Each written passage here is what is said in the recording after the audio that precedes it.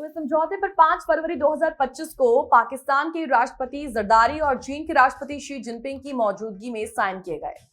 जानकारी के तहत इस समझौते के तहत पाकिस्तान के लिए अपने पहले स्वदेशी चंद्र रोवर को चीन के चांग-ए 8 मिशन का हिस्सा बनाया जाएगा, जिसे साल 2028 में लॉन्च किया जाना है। यानी पाकिस्तान अपने स्वदेशी रोवर को खुद चंद्रमा पर नहीं भेजेगा, बल्कि चीन उसे चंद्रमा पर पहुंचाएगा।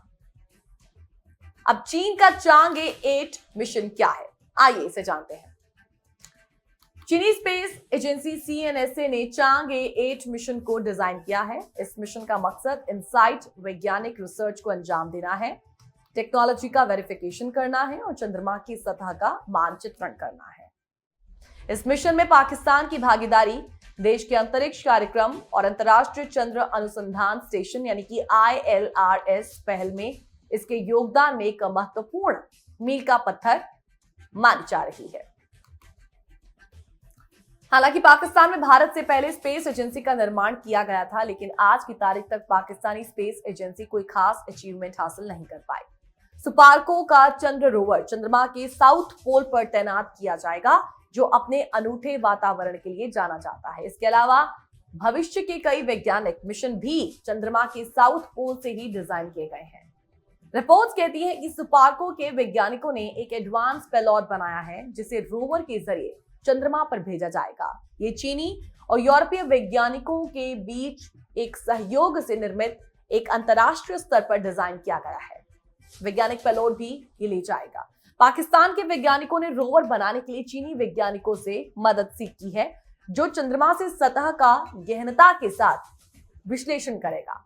अब पाकिस्तान के लिए ये एक बहुत बड़ा मिशन होने वाला है, क्योंकि इससे युवाओं की नई पीढ़ी में वैज्ञानिक खोजों के लिए दिलचस्पी जरूर पड़ेगी। अब यहाँ एक सवाल है कि पाकिस्तान के लिए ये कितनी बड़ी उपलब्धि है।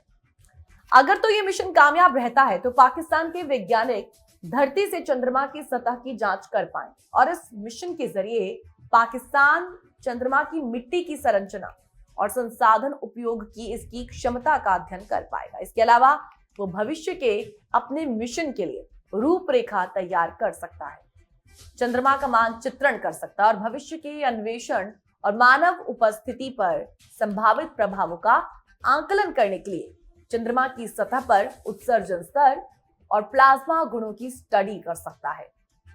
पाकिस्तान के सुपार्को द्वारा विकसित रोवर को चांद के साउथ पोल के बेहद कठिन भूभाग का अध्ययन करने के लिए डिजाइन किया गया है। इस क्षेत्र को वैज्ञानिक दृष्टि से महत्वपूर्ण माना जाता है, क्योंकि यहां पानी और खनिजों की मौजूदगी की संभावना है।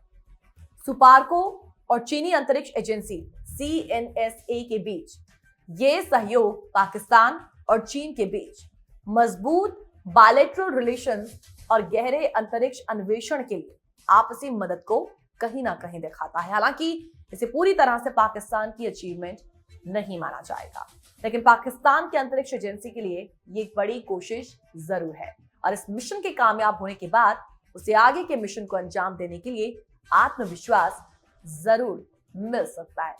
कुल मिलाकर कहने का मतलब है कि पाकिस्तान के लिए एक बहुत बड़ा मिशन है, जो कि उसके आत्मविश्वास के लिए तो जरूरी है, उसके आगे आने वाले मिशन के लिए जरूरी है।